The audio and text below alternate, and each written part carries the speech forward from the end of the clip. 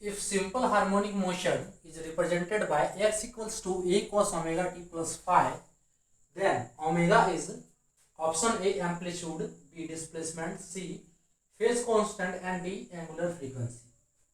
Hello dears, हमारा discussion है science MCQ और ये क्वेश्चन है फिजिक्स से एसएचएम टॉपिक का क्वेश्चन। फिजिक्स एसएचएम टॉपिक से इसमें पूछा है कि ये सिंपल हार्मोनिक मोशन का एक इक्वेशन है, ठीक है, x equals to a cos omega t plus five. तो इसमें ओमेगा क्या है, इसमें ओमेगा क्या है? सिंपल हार्मोनिक इक्वेशन का दो इक्वेशन जो होता है, first one x is equals to a cos omega t plus minus five, ये फर्स्ट इक्वेशन है ऑफ सिंपल हार्मोनिक इक्वेशन का, ठीक है। तो यहाँ पे जो ये इक्वेशन दिया है, जो प्लस के टर्म में दिया है कि x is equals to a cos omega t plus five. Next equation जो है x is equals to, next जो होता है ये साइन के फॉर्म में, a sine omega t plus minus five.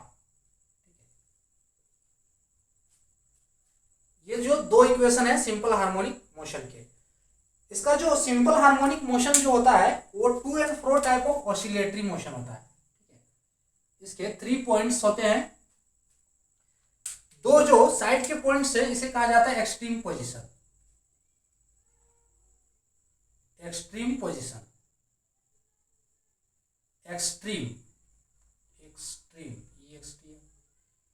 Extreme position इसे कहते हैं मीन, ये भी होता है एक्सट्रीम।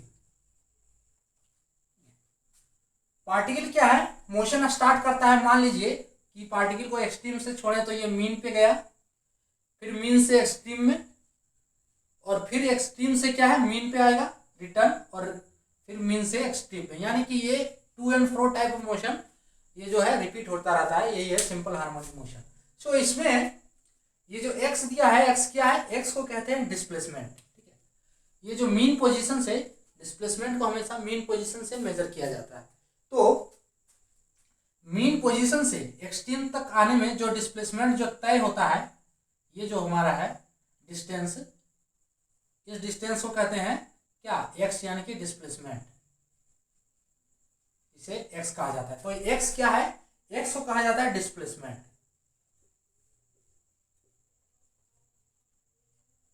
डिस्प्लेसमेंट, ठीक है। एम्पलीट्यूड होता है ये जो एक्सट्रीम पोजीशन पे, इधर होता है माइनस ए और इधर होता है प्लस ए, ये होता है एम्पलीट्यूड, इसे हम क्या कहते हैं, एम्पलीट्यूड। तो ए इक्वल्स टू एम्पलीट्यूड, ठीक है। और यहां क्या दिया है, टी दिया है, ठीक है, टी दिया है। सो टी को कहा जाता है टाइम, ठीक है, टाइम फॉर ऑसिलेशन। ये इनिशियली जो टाइम है, ठीक है, कि पार्टिकल को कहां से छोड़ा जा रहा है वो टाइम है, ठीक है।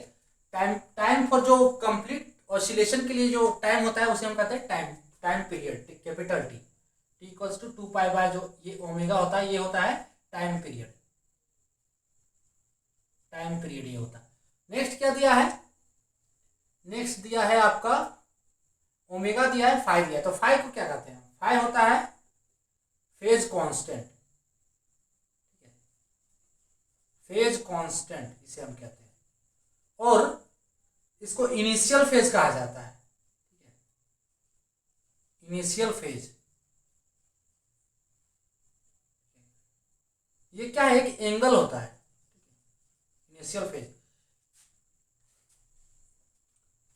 और ये जो अगर हम फाइव को लेते हैं तो ये सिर्फ होता है इनिशियल फेज, लेकिन अगर ये पूरा टर्म हम लेंगे, ठीक है, ये जो पूरा टर्म है, ठीक है, ये होता है फेज,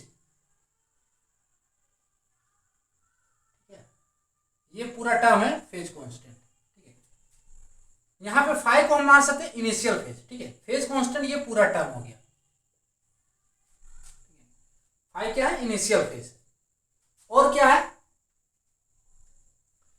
ओमेगा, जो कि क्वेश्चन में पूछा है, तो ओमेगा को कहा जाता है एंगुलर फ्रीक्वेंसी। एंगुलर फ्रीक्वेंसी, ठीक है। ओमेगा इक्वल्स टू होता है √k/m, जहां पे k एक कांस्टेंट है और m है mass of Bob, mass of Bob. तो अब यहां पे पूछा है कि ओमेगा को क्या कहेंगे, तो ओमेगा क्या है हमारा, इसे कहा जाता है एंगुलर फ्रीक्वेंसी, यानी कि इसका आंसर क्या होगा, ऑप्शन डी, ठीक है। इसे कहा जाता है ओमेगा को angular frequency. Phase constant, phase constant अगर यहाँ पे जिक्र किया है तो फेज कांस्टेंट ऐसे जनरली फाइव तो हम कहेंगे इनिशियल फेज, ठीक है। सो फेज कांस्टेंट ये पूरा टर्म हो गया, हम मान सकते हैं ओमेगा टी प्लस 5, ये फेज हो गया पूरा, इसे हम कहेंगे फेज। और अगर 5 शिफ्ट लेंगे तो ये इनिशियल फेज। डिस्प्लेसमेंट क्या होगा, एक्स, इसे रिप्रेजेंट करते हैं एक्स, और एम्पलीट्यूड ए, तो ये तीनों ऑप्शन नहीं होंगे।